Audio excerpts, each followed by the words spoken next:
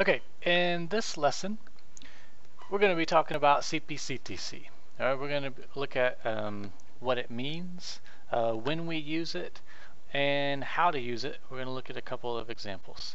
So first off, in your notes, this is in your packet, just after 4-5 isosceles and equilateral triangles. Alright, so at the top of that page it says if triangle ITS is congruent to triangle FUN, name the congruent corresponding sides and angles. Okay, so knowing that these two triangles are congruent, we know that all of their corresponding parts have to be congruent to each other. So we can start with sides. Let's start with sides. So side IT is congruent to side UF, so we can look at our triangle congruent statement to see which pieces match up. So we've got IT congruent to UF. Okay, we've also got TS and UN. We can mark that on our diagram and we'll state it off to the side.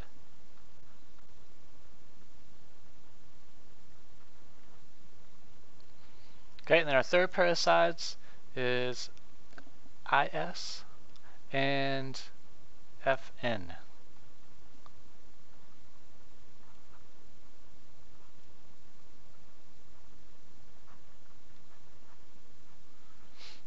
Okay, so there's our three pair of sides. So now if we look at angles, then we can just go one by one. What if we get rid of that?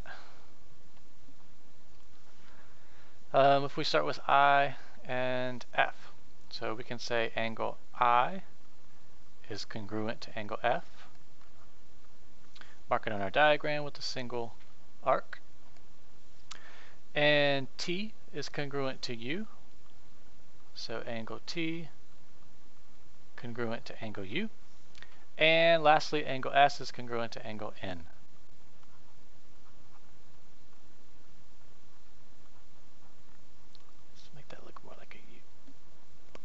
Alright, and we can mark it on our diagram. We've got T with 2 tick marks and S with 3.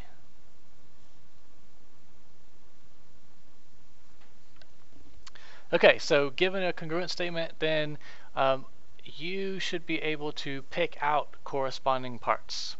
Okay, so Mr. Flory, we've already done that. We did that the very first day of this unit. Why are we doing it again? Well, here's why. So CPCTC stands for corresponding parts of congruent triangles are congruent. Okay, corresponding parts of congruent triangles are congruent. Okay, so now we're going to use this. This is another tool in our belt to use kind of at the end, generally at the end of a proof, or in addition to proving triangles congruent in a proof.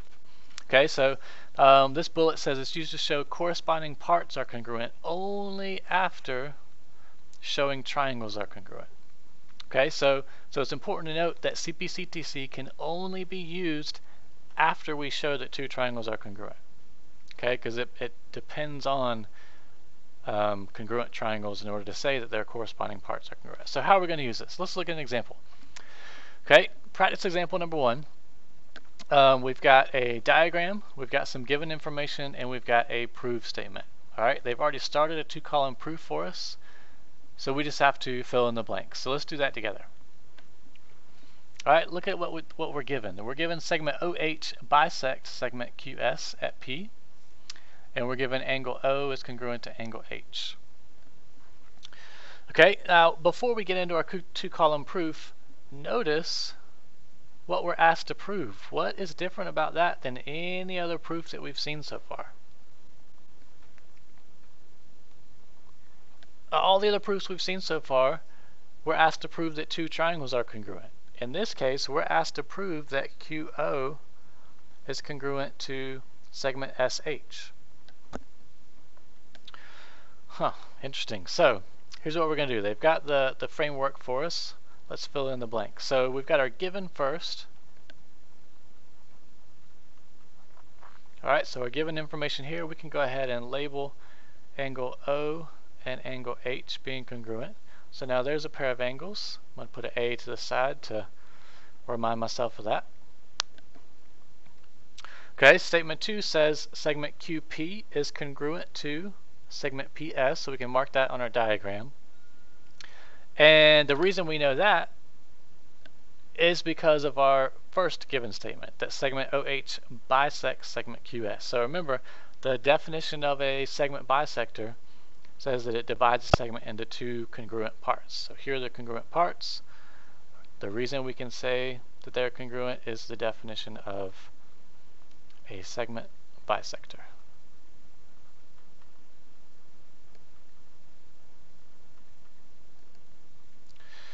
Okay, making progress. We've got 2 blanks down, 3 to go. Alright, and we can mark that. We've already marked that on our diagram. Okay, let's put a little tally mark for our pair of sides. Okay, statement 3, we're missing the statement, but we've got the reason that vertical angles are congruent. So we want to search our diagram for any vertical angles at all. And we've got an intersection point here where 2 lines cross. So our vertical angles are going to be here and here. Okay, so remember they're back to back. And one theorem we remember from way back in Unit 2 is that all vertical angles are congruent. So let's name those angles. We've got angle QPO. And we've got angle HPS.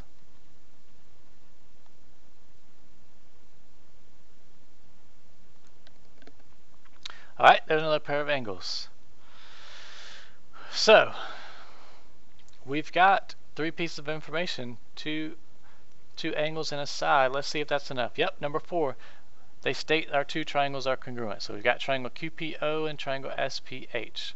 So we need to figure out, since we have two A's and an S, we need to figure out if we're doing ASA or if we're doing AAS.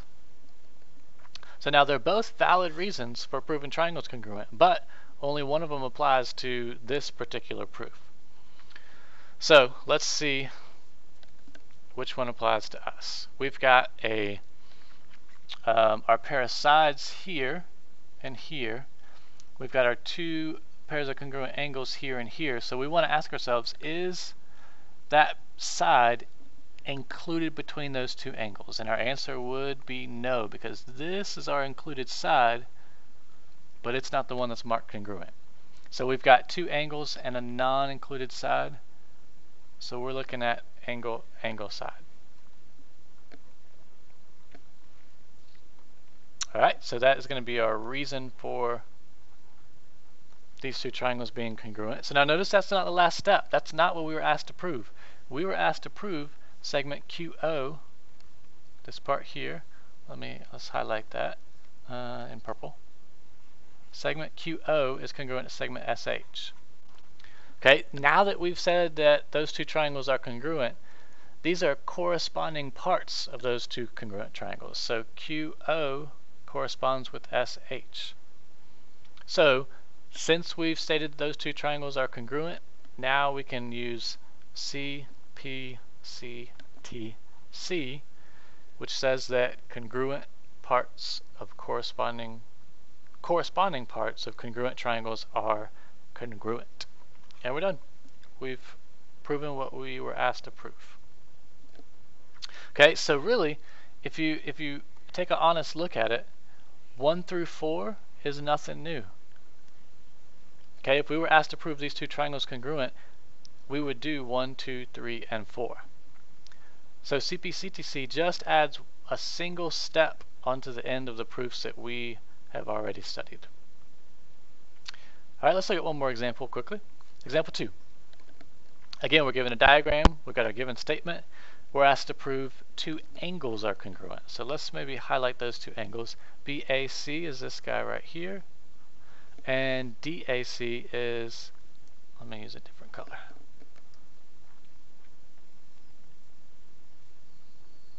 Is this guy right here. Okay, so we want to prove those 2 triangles are congruent. We don't know they're congruent yet, but we've got a 5-step proof with some statements and some reasons given to us. Let's fill in the rest. Okay, so statement number 1 looks just like our given. So that's what it's going to be. Our reason is given, and we can go ahead and mark our diagram. Segment BC and segment CD are congruent. Tick marks. Make sure that you're marking your diagram as you work through these proofs, and that you're keeping a tally. So that's a pair of sides. Angle B is congruent to angle D. So that's a pair of angles. And we're also told segment AB is perpendicular to segment BD. So AC and segment BD. Alright, so what naturally follows when we know that two segments are perpendicular is that they form right angles. So here are two right angles that are formed. If we mark that on our diagram, we've got ACB here and DCA here. And our reason, anytime we state we have right angles, following a statement like this is the definition of perpendicular. Okay, which just says that any two line segments or rays that intersect and are perpendicular form right angles at their intersection.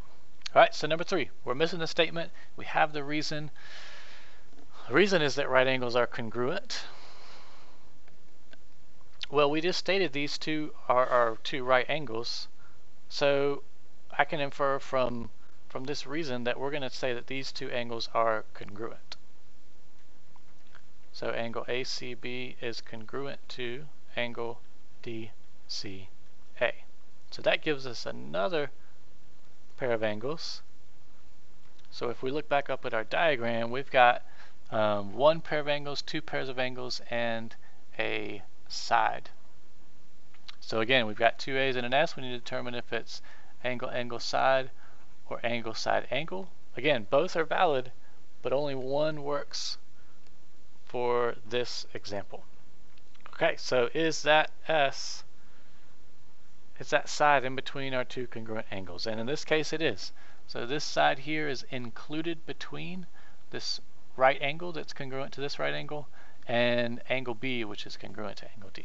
So we're looking at angle, side, angle. So let's give that as our reason for step number 4.